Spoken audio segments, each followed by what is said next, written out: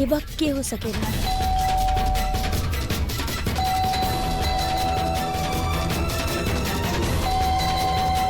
के हा वहाँ पर?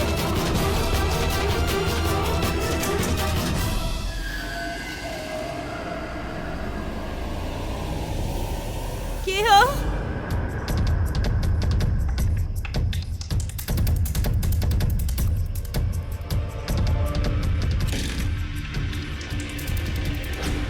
के हो सकेला ई टाइम पर?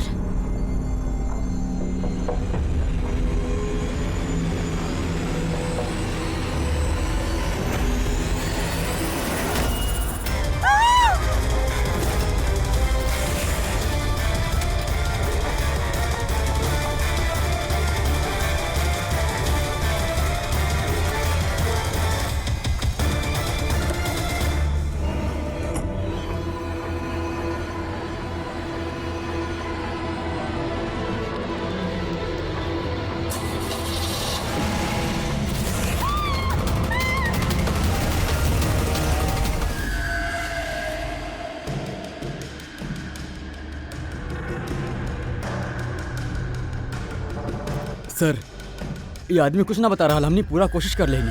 आप लोग पीछे हटिए, थोड़ा पीछे आए और आप लोग इस तरफ आए, इधर आए प्लीज। Please please. हेलो, ई खून कहाँ से लागल? कोनो चोट वोट लागल है आपके का? कहीं ऐसा तो नहीं कि बोल और सुन ना सकेला? हो सकेला कोनो बीमारी वगैरह होके जेकरा वजह से बोल नहीं के पा रहा।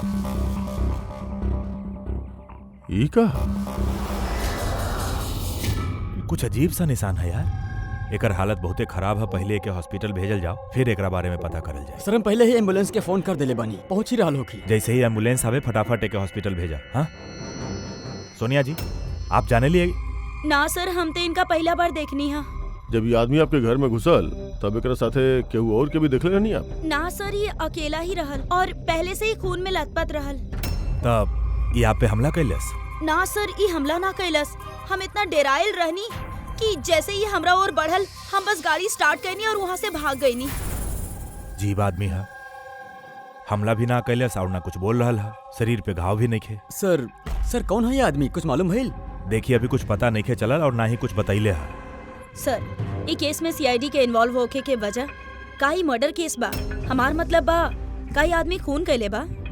मैम, इतनी जल्दी हमने कुछ नहीं बता सकत। एक बार ही पता चल जाए कि आदमी कौन है और एकर साथे का भइल बा, ओकर बाद ही हमने कुछ बता पाई। एक आदमी इतना सारा राज लेके घूम रहा बा और वो खून से लथपथ। हाँ सर, एकर मुंह से आवाज भी नहीं निकल रहा।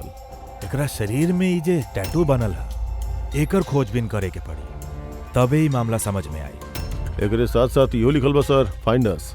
फाइंड अस के मतलब होखेला ढूंढा हमरा के। सर कहीं ऐसा त ना कि जौना आदमी एकरा शरीर पे ई टैटू बनैले बा उ कोनो क्रिमिनल होके और हमनी के चुनौती दे रहा कि ढूंढा हमरा के। बॉस, ओकर छाती पर का लिखल है ई त आप पता लगा ही ले, बाकी वो आदमी के शरीर पर और कपड़ा पर जौन खून लगल रहे ओकर हम पता लगा लेने बानी। का पता चलल? पता ई चलल है कि वो खून वो आदमी के है ही नहीं खे। का मतलब? वो खून 4 अलग अलग लोगन के है। का एक आदमी 4 आदमी के खून कैलस? नहीं खे, ई हम नहीं खे कहनी फ्रेडी, 4 लोगन के खून कैलस। बाकी जौन लोगन के खून ओकर शरीर और कपड़ा पे बा, वो चाहे तो मर चुकल बाड़े या जल्दीए मरे वाला बाड़े, काहे कि खून बहुत ज्यादा बह गइल है। केहू तो उ लोगन के बहुत ज्यादा घायल कैले है बॉस। जे भी है जल्दी से जल्दी 4 लोगन के पता लगावे के हो। अगर इतना घायल बाड़े तब, और अगर ये लोग जिंदा आदमी बाड़े तो फिर इनके तुरंत मेडिकल एड की जरूरत पड़े। और वो 4 लोगन के बारे में हमनी के बता सकेला वो अशोक हॉस्पिटल में जे पड़ल बा, उ त हमनी के कुछ मदद ही ना कर सकेला। अशोक? अरे सर, वो तो कुछ बतावे के हालत में ही नहीं खे, फिर वो अपन नाम कब के? फ्रेडी, हमनी ओकर नाम रखले बानी अशोक, समझे खातिर, समझला? और वो 4 लोगन के लोकेशन पक्का करे होगी। इ नक्शा ही हमनी के मदद करी। नक्शा में पेड़ दिख रहा है, पानी, बिल्डिंग है और कुछ पुतला जैसन दिख रहा है। और ये डिजाइन जैसन कुछ बा। कुल्हाड़ी भी बा, कुल्हाड़ी के साइन बा। हमरा ख्याल से 4 के चारों सिंबल्स बाड़े। पानी, समंदर, पेड़, बिल्डिंग, बाकी मड आइलैंड तो नहीं के। सर याद आई, ऐसन पुतला के ढांचा मड आइलैंड के रिजॉर्ट में देखले रहनी है। वो रिजॉर्ट के आसपास समुद्र भी बा, पेड़ भी बा, बिल्डिंग भी बा, एकदम ऐसे ही जैसे ही नक्शा में बा। बस तब फिर देर कोना बात के जामा डायलें देखा पता लगा।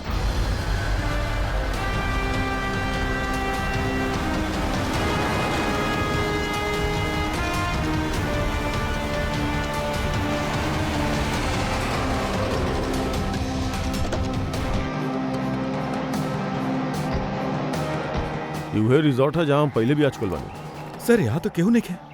हाँ, लगा था काफी टाइम से बंद पड़ल बा। ये देखा, ये है वो पुतला जो नक्शा में बनल रहे।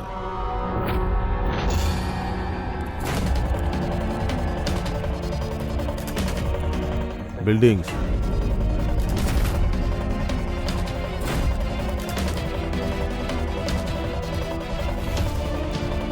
इतना सारा पेड़ बा यहाँ पे।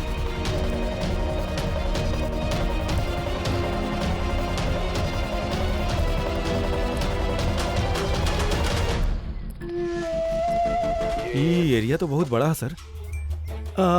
इधर काम मिली सर। अशोक के शरीर पे यही जगह के नक्शा बनल रहे।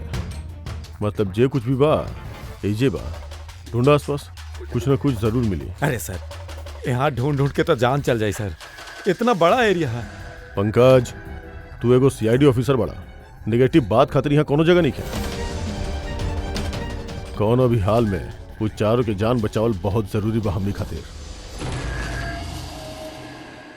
ई का पंकज सर, एगो बात नोटिस कर तू, आसपास कहीं भी कटल पेड़ नहीं है, खाली ये बा। और वो नक्शा में कुल्हाड़ी रहे। कहीं वो कुल्हाड़ी के कटल पेड़ से कुछ लेना देना तो नहीं है? कुल्हाड़ी कटल पेड़ का कनेक्शन निकाले बानी सर।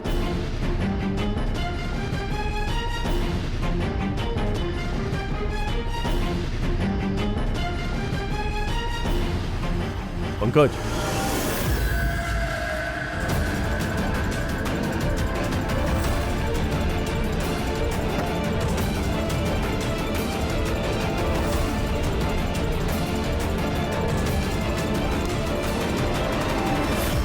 $19.1153.92, 72.862696। ये लगा था कोनो जगह के कोऑर्डिनेट्स नीचे करा। सर, ये जगह के कोऑर्डिनेट है सर।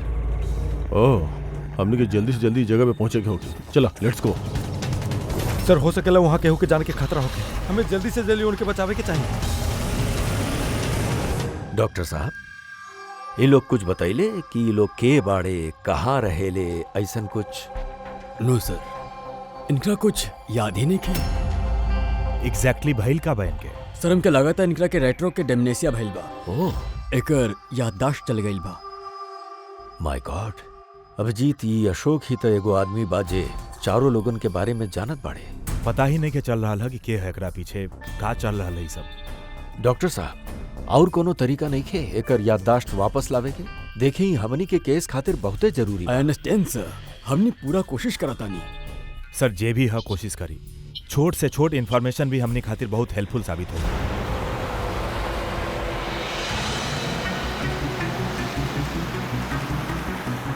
सर, लोकेशन तो ये दिखा रहा है। यहाँ पे? हाँ, ये देखिए।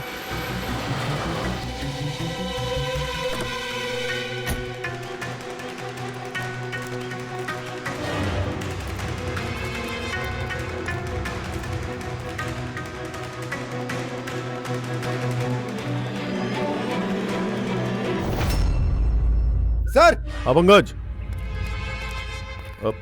सरू, गाड़ी देखी। चल के देखल जाओ, लेकिन संभाल के, खतरा हो सकेला।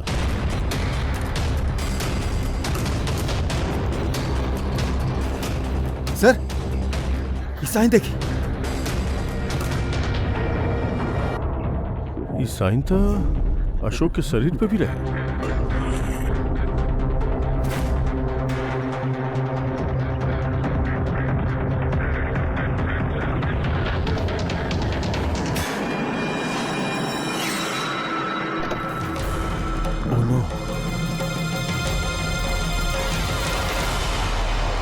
घबरा मत, हमने सीआईडी से बनी कुछ ना हो की तरह। ये गिल्टी के लिखले तो रात में। हाँ ए कुछ बोला, काहे ना बोला था? बाकी के 3 लोग कहाँ पड़े? पंकज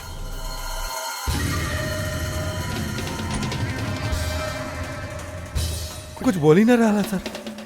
लगा तो ये आदमी काफी घबराइल बा।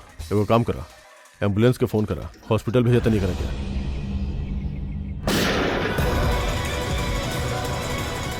ओह नो,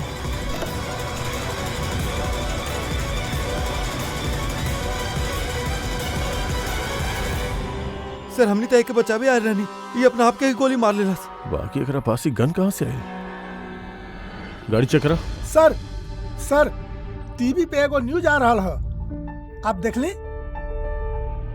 दर्शकन के हम बतावे के चाहब कि हमनी के विश्वसनीय सूत्र से हमनी के मालूम भइल बा कि सीआईडी जौन से आदमी के कस्टडी में रखले बा उ 4 लोगन के गायब होके में शामिल है। का गौरतलब होके कि उ चारों लोग अभी तक मिसिंग है, जेकर जान खतरा में है।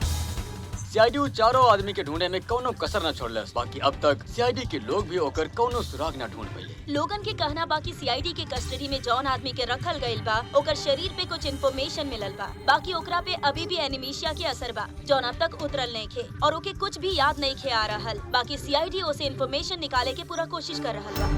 अजीब बात है सर, जौना जानकारी हमनी के पास रहल वो रिपोर्टर तक कैसे पहुंच गई?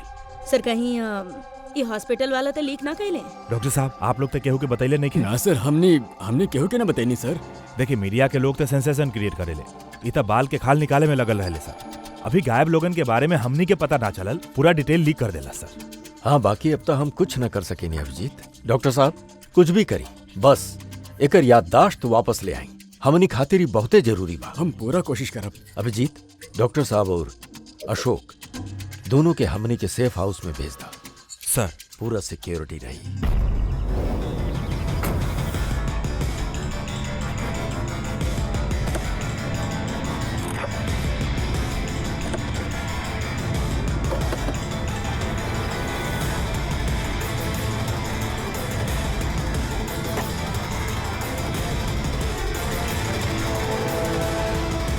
सर कहा ये कुछ मिलल है सर।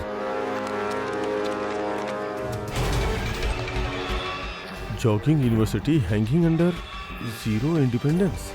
ये का सर? लगा था कोनो पजल हो सकेला। बाकी के 3 लोग के कहाँ छुपा के रखल गइल बा, ये वही लोकेशन के बारे में कुछ होती। सर ये जॉगिंग यूनिवर्सिटी हैंगिंग, ये हैंगिंग सर वो हैंगिंग गार्डन तो नहीं खे? हो सकेला। बाकी वहाँ आसपास कोनो यूनिवर्सिटी बा? एक मिनट शुरू के जोन वर्ड्स बा ये कैपिटल लेटर होगा। ई J U H U. Juhu Juhu Juhu zero independence. Juhu zero independence ZI। Juhu ZI। Juhu ZI। नाना Pankaj, zero independence capital letter में लिखल बा। जीरो, एक मिनट, ये जीरो मतलब ये सर्कल भाई, Juhu circle. Juhu circle, yes sir. और Juhu circle independence. Independence day. Independence हमनी के देश के इंडिपेंडेंस कब मिलल रहे? 1947 1947। तो हो सकेला जुहू सर्कल 47 नंबर के कोनो रोड चाहे फिर एड्रेस होके। आगे की जानकारी खातिर देखत रही 7 सिल्वर न्यूज। सिचुएशन हमने के हाथ से निकल चुकल बा। वो चारों लोग कंप्रोमाइज कर ले और हमने के कुछ और ही रणनीति तय करे की होगी। समझ ले तू लोग? जी सर। सर हमारे सब लोग मोबाइल से कनेक्टेड है, आपके जौन भी रणनीति होके बता दी। तो क्या मालूम बा ये केस में सीआईडी इन्वॉल्व बा और सीआईडी तब तक शांत ना बैठी जब तक वो चारों की ढूंढ ना ली। डोंट वरी सर, वो लोग मिल जाएंगे। हमने के आदमी सीआईडी के पीछे लगल बाड़े हैं। पता करा जौन आदमी सीआईडी से मिलल रहे वो कहाँ मिली? सर बहुत चिंता हो रहा है सर, उन चारों के उनमें से एक तो अपना आपके मार भी ले ले सर। बस कोनो तरह से तीनों के उनकर घरवालों तक सेफली पहुंचा दी बस। सर बाकी वक्त बहुत कम बा, यहाँ पे 15 मिनट और दिखा रहा है। करता नहीं, हो जाए।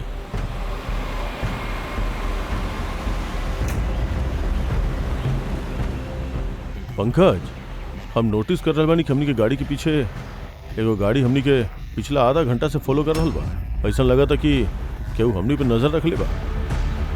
सर एके क्रॉस करे दी सर, शायद वो आगे चल जाए।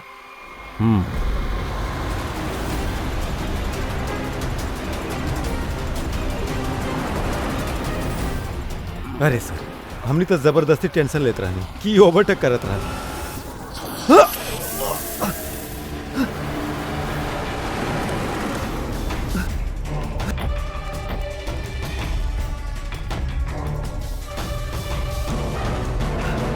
सर सही कहत रहनी, वो हमनी के फॉलो करत रहा। टायर पे गोली चलौला साहब। अब का करल जाए सर? लगा था हमनी जौन तरफ जात रहनी सही रास्ता पे जात रहनी। ये लोग ना चाहत रहे कि हमनी वहां पहुंची। हो सकेला वो तीनों उनकरा के उजा रख ले। अच्छा भाई, हमनी टाइम पर पहुंच गए नहीं, हमके अगला लोकेशन के पता चल गई।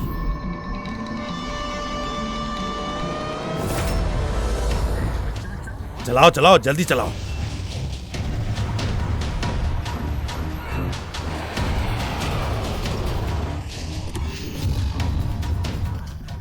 तो एजा रोक, तू उधर जो।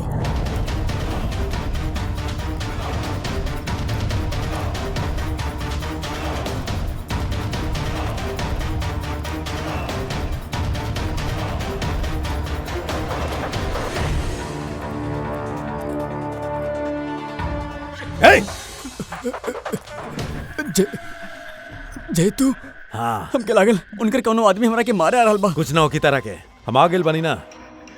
अच्छा एगो बात बताओ, जौन लोग तरह के बांध ले बा, तू जाने ले ओके? न देखनी, हमेशा उनका चेहरा ढकल रहेला।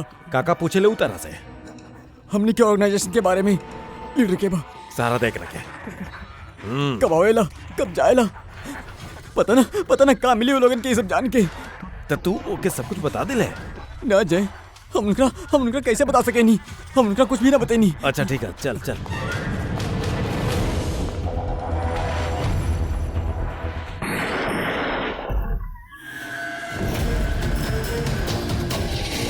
चल चल।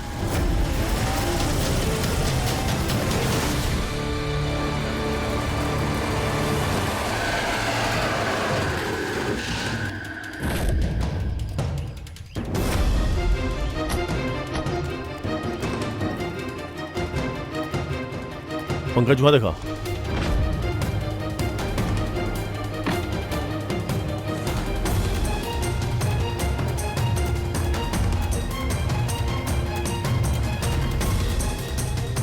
पंकज सर,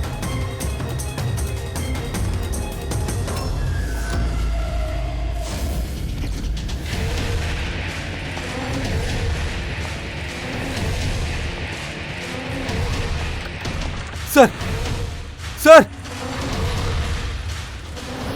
सर, एके मार देला सर, और ये हाथ में गिल्टी के निशान भी है। खूनी के पता रहे कि हमने यहाँ आवे वाला बानी है। यही से रास्ता में हमने के गाड़ी के टायर पे गोली मार दिलस और हमने के यहाँ पहुंचे से पहले एकरा के मार दिलस। जे भी इनके मार रहा सर, ओकर वजह का इनकर जान काहे ले रहा सर? ये आदमी कुछ तो जानत रहे, जोन खूनी एकरा से जानल चाहत रहे। यही से एकरा बंदी बना के रखले रहे यहाँ पे। पूछताछ के लिए हो कि ये ना बतलस एकरा मार दिलस। और यो हो सकेला कि ये बता दिले होके। 4 में से खाली 2 गो जन बचल बा सर, हमें उनके तक जल्दी पहुंचे का होगी सर, मगर वो लोग कहाँ बा हमने के पता भी नहीं है। कोनो न कोनो क्लू तो होगी यहाँ पे। एक लाश के फॉरेंसिक लैब भेज दो। अभिजीत समझ में नहीं आवत ई खूनी दू लोगन के खून कैलस और फिर उनके शरीर पर गिल्टी ऐसन लिख देलस। गिल्टी काहे? सर हो सकेला ई गिल्टी वर्ड लिख के खूनी हमनी के कोनो मैसेज देवे चाहत होगे। बाकी सर, गिल्टी में का मैसेज हो सकेला? यार कुछ तक कैले होकी ना ये लोग। सर, इनके गायब होके के रिपोर्ट कल लिखवावल गल रही। मानव और विक्रम, इनमें से एगो लॉयर रहल और एगो बिजनेसमैन। बड़ा लोग हो सकेला, बिजनेस के ही कोनो मामला होके। सोसाइटी के परमानेंट मेंबर रहले सर, अच्छा खासा लोग रहले। सर कहीं ऐसा त ना कि वो सोसाइटी में कोनो घपला कैले होखे जेकर सजा उनके ऐसे मिलल।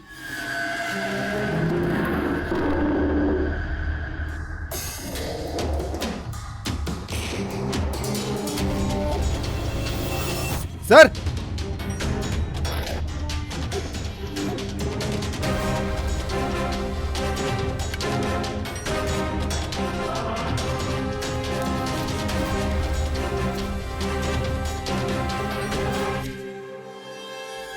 Roman letters?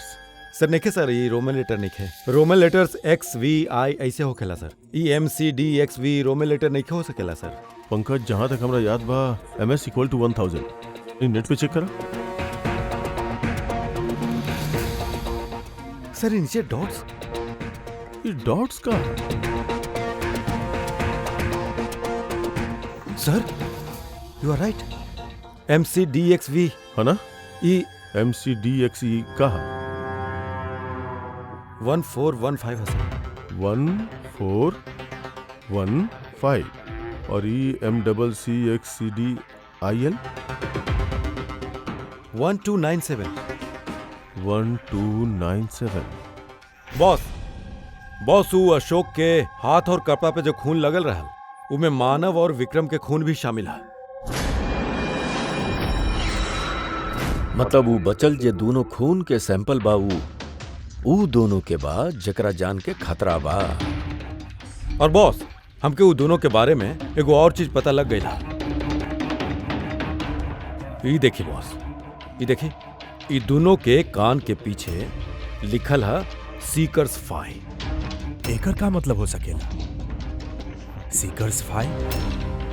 कोनो ऐसन नाम, कोनो ऐसन सिंबल जे कोनो क्लब के होखे, चाहे कोनो गैंग के या कोनो सीक्रेट ऑर्गेनाइजेशन के, जकरा बारे में पब्लिक ना जाने ली, खाली वो मेंबर्स ही जाने लन। और शायद ये दोनों लोग ये गैंग या फिर ऑर्गेनाइजेशन के मेंबर होखस। सीकर्स 5। 1415-1297। सर ये कोनो कोऑर्डिनेट्स तो नहीं थे, लॉन्गिट्यूड लैटिट्यूड जैसन? ना पंकज जी, कोनो कोऑर्डिनेट्स नहीं लागत। बड़ा वीक नंबर बा। और ये डॉट्स के का चक्कर बा? ये दूगो डॉट बा, यहाँ पे दूगो डॉट बा, दूगो डॉट यहाँ पे बा, सिंगल सिंगल सिंगल डबल। एक मिनट, कहीं नंबर्स अल्फाबेट्स में कन्वर्टर तो नहीं है? एक मिनट। 1 = A, 2 = B,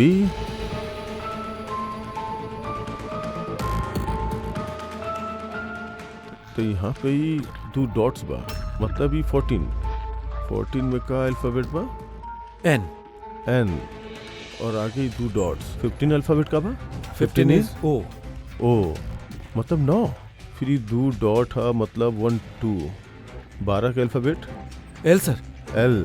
ओकरा बाद single alphabet 9 I। Single alphabet 7 G 8 H 20। T। No light. ओह,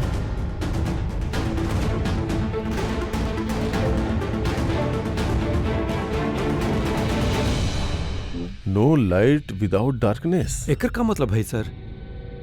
एक मिनट, ये लाइट्स ऑफ करा। देखा स्विच कहाँ बा? काला घोड़ा 203।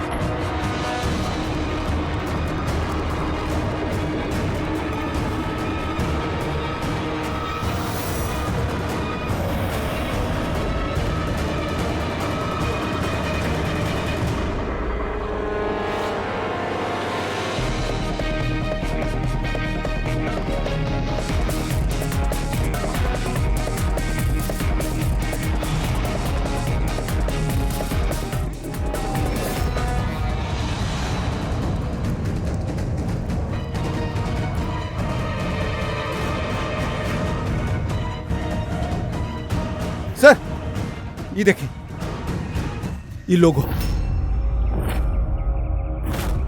अरे का हो गए भाई साहब आपके? भाई साहब, का हो गए आपके? फोन देना। का हो गए आपके भाई? भाई साहब कुछ ना फंदी ना अपन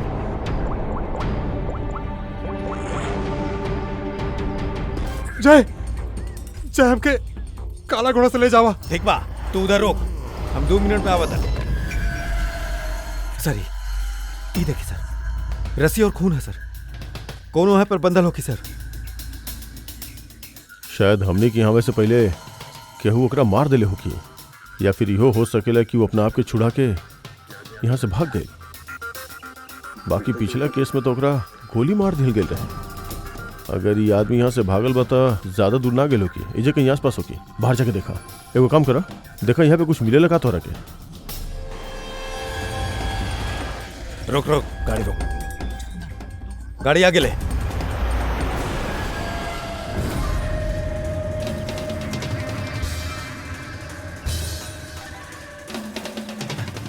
सर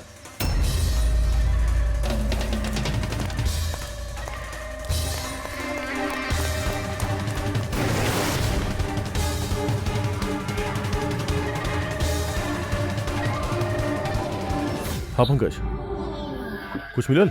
नहीं के सर, कुछ ना।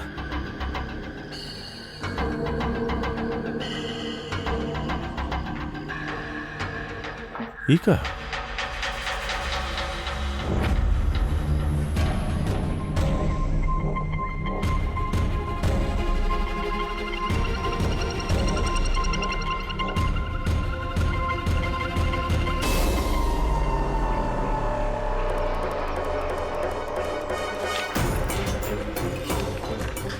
एक मिनट तनी बाहर बता।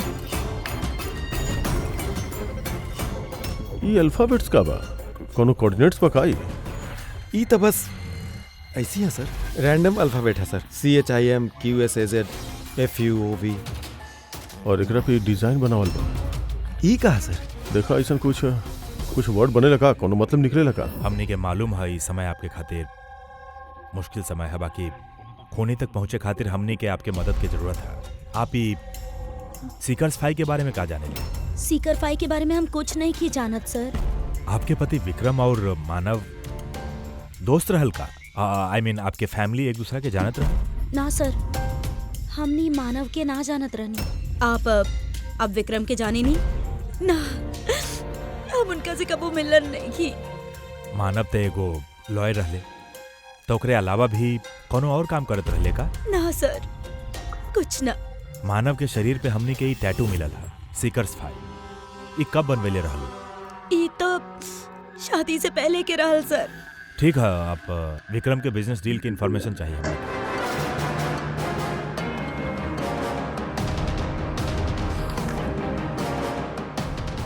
आप तनी सेफ खोली तो। और भी कहीं फाइल्स रखल बा? ना मैम, जॉन भी बा एजे बा।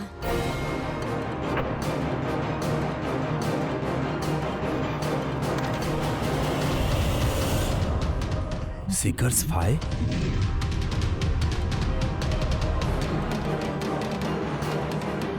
सर यहाँ पे भी सीकर फाइल्स हो, टेबल के नीचे छिपा के रखल रहा।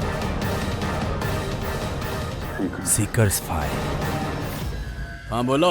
वो तीसरा आदमी मिल गया बॉस, वो के ठिकाने लगा देनी। वो तो और किस्मत अच्छा रहे, अगर CID वालों के हाथ लग जाती ना तो तोहर खैर ना रहे।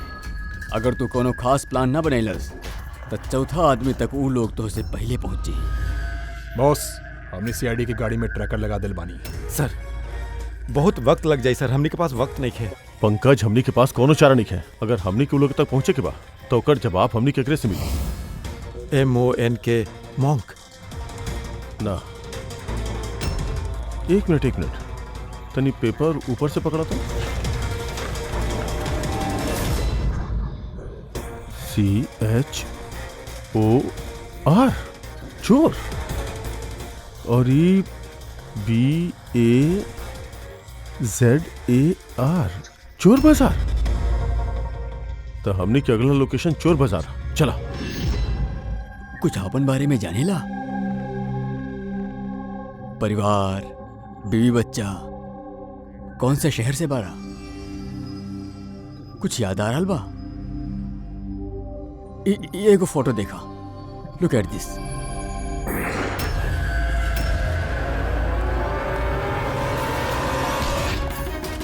इंस्पेक्टर क्या हुआ वहां पे? ये आवाज कैसन?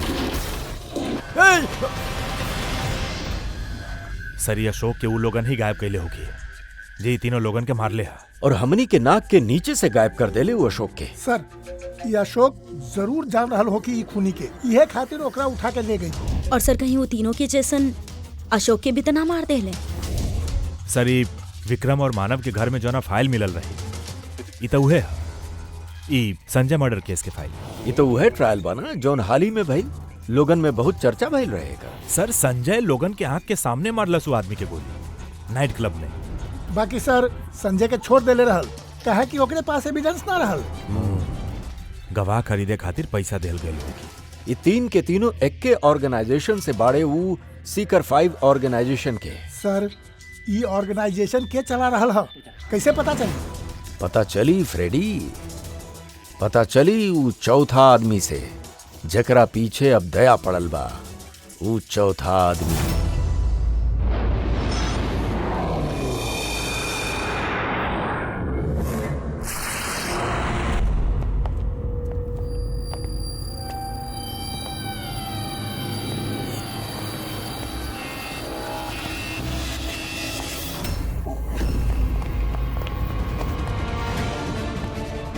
जिंदा है सर।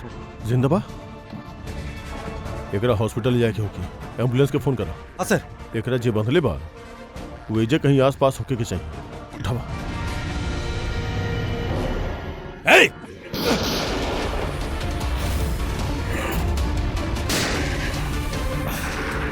सर ऐसी गोली चलावत रहल था, बहुत देर हो जाए सर। एगो काम करा पंकज, हमरा कवर करा और फायरिंग करत रहिए। 1 2।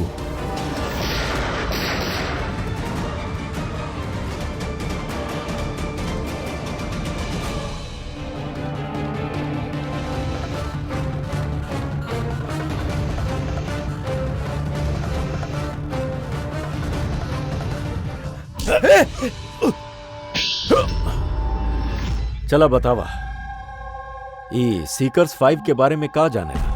सर हम कुछ भी बोलनी तो वो लोग हमारे परिवार वालन के मार दे सर। घबरा मत, हमने तो हर परिवार के कुछ ना होके दे। देखा हरीश, तोरा खातिर यह अच्छा है जे कुछ जानेला हमने के बता दे। का है ई सीकर्स 5? के है एकर मालिक? और तू एकरा साथ जुड़ल बारा कि ना? हाँ सर ये एगो क्राइम ऑर्गेनाइजेशन है, इनके साथ हम भी जुड़ल रहनी। ये बहुत ही पावरफुल लोगन के ग्रुप है सर। इनके साथ बड़ा बड़ा बिल्डर, बिजनेसमैन, पब्लिक फिगर भी इनके साथ मिलल है। और काम का है ऑर्गेनाइजेशन के? सर ये लोगन के डेरावा धमका है, उनकर जमीन ले ले वाला और बिजनेसमैन के दे दे वाले। और जे लोग इनकर बात ना माने लेना उन लोगन से जबरदस्ती साइन करा ले वाले। ये लोग पैसा खातिर कुछ भी कर सकेले सर। बहुत खतरनाक लोग बाड़े सर। जब तू सीकर्स 5 के मेंबर ही रहला तो तुमके लीडर के बारे में भी पता होगी। बतावा के बा लीडर? सर लीडर के तक कुछ पता नहीं के सर, और ना तक कबो हम ओके देखले बानी। अगर ओकर काम ना करा तो परिवार के मार डाले के धमकी देत रहल। यही से पहले वाला आदमी आत्महत्या कर ले। ओके डर होके कि सीआईडी के बता दे हब तो ओकरे परिवार वालन के खत्म कर दे। के बा तोहार लीडर? हमारी स्टेशन डरपोक ना बनी, तू लोग डरेबा और हम सब कुछ चुपचाप बोल दिया। सर हम एकर फोन रिकॉर्ड चेक कईनी, ई पूरा डेटा डिलीट कर देले बा। बहुत मुश्किल से एगो नंबर रिकवर भइल बा जौन पे ई बार-बार फोन करत रहेला। वो नंबर दा तनी हमके।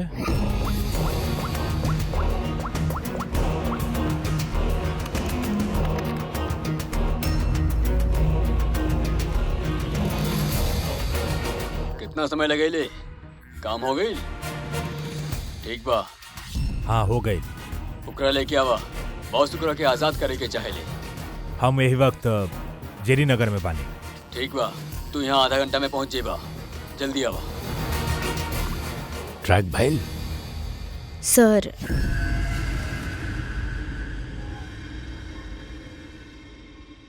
के बा तू? हमरा बारे में का का जानेला? सीआईडी के तू का का बतैले? कुछ ना याद, हमके कुछ ना मालूम। बहुत कुछ मालूम बा तोहके। बोला बोला एकरा पीछे के बा और तोके सीआईडी के पीछे के भेजले रहे? हम कैसे हमके देखा समय कम बा हमारा पास, जल्दी बतावा। यकीन करी हमार हमके कुछ नहीं के पता।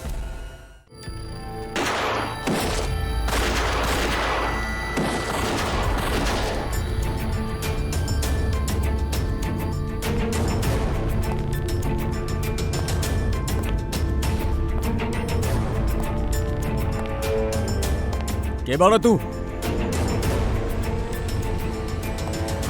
हम बानी सबके पीछे। हमके तो हर जान की जरूरत बा, दिन हम आज लेके रहा।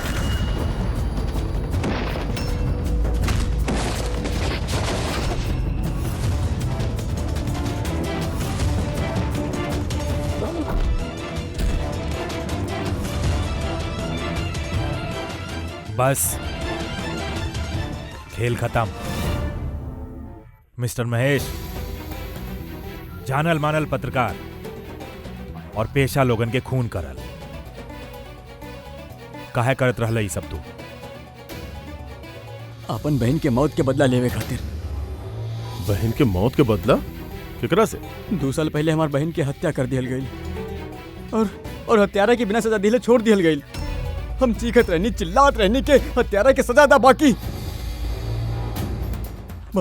गरीब आदमी के देश में केस सुनेला सर। कानून भी बेबस होखेला। बड़ और इज्जतदार लोगन के आगे ओके कोनो असर ना होखेला। कानून के खिलाफ जे भी जाला ओके सजा मिले ले, जैसे अब तोहके भी मिली। हम उहे कहनी जे हम देखनी, जे हमरा और हमार बहन के साथ भइल। पैसा खिला के सब सबूत मिटा दियल गई और अपराधी भी बाइज्जत बरी हो गई। और ऐसा खाली हमार बहन के साथ नहीं भइल सर, ऐसा न जाने और कितना केसेस हैं जोना में अपराधी होखला के बाद भी छोड़ दियल गई। अच्छा, तो लोगन के खून करके समाज सुधारे निकलल रहला। कोशिश यह रहे कि लोगन के बीच में रह के ए तरह की सोच रखे वालन के समाज से निकाल सकी। ऐसे हम ऐसा लोगन के ढूंढे शुरू कईनी जे कुछ एक पैसा लेके ऐसा केस के निपटारा करेले, जेकरा पीछे वेल ऑर्गेनाइज्ड लोगन के हाथ होखेला। यही खातिर तू ऑर्गेनाइजेशन के लोगन के किडनैप केला? हाँ। इमे अशोक के दोस्त का रहल? अशोक हमार बहन के खूनी के बॉडीगार्ड रहल। सब कुछ जानत रहली, बाकी फिर भी झूठ के साथ दिलस। यही समय के हथियार बनाईनी और डिसाइड भी कहनी कि एकरे हम सजा भी देहब और एकरा थ्रू ऑर्गेनाइजेशन के लीडर के बिल से बाहर निकालब। और एकरा खातिर हमके आप लोगन के प्लान में शामिल करब बहुत जरूरी रहल। हम अशोक के एगो गोली खिलानी जो में ट्रैकर फिट रहल। ओकरा वजह से हम अशोक के हर एक्टिविटी ट्रैक कर सकत रहनी। ओकरे बाद हम अशोक के एगो न्यूरोटॉक्सिन के इंजेक्शन देनी, जेकरा वजह से वो 24 घंटा खातिर अपन याददाश्त खो दिलस। एकरा वजह से अशोक के कुछ भी याद नहीं किया होत रहल। मतलब ये चारों लोग मोहरा रहले तो हाँ? तो फिर उनका मारला का है? हम उनके ना मरनी। हम तो खाली यह चाहत रहनी कि आप लोग इस चारों के पकड़ लेवे और इनकर कारनामा के सजा निकला के दें। बाकी इनमें से एगो आत्महत्या कर लेलस और बाकी दू के लीडर के आदमी मार दिए। तोहार प्लान रहल के सीआईडी उ चारों के पीछे पड़ल रही और तू एक ग्रुप के लीडर ही एकर काम तमाम कर दे। हाँ, जौन कुछ तो लोग कैले बाड़ा ओकर सजा तो मिल के ही रही।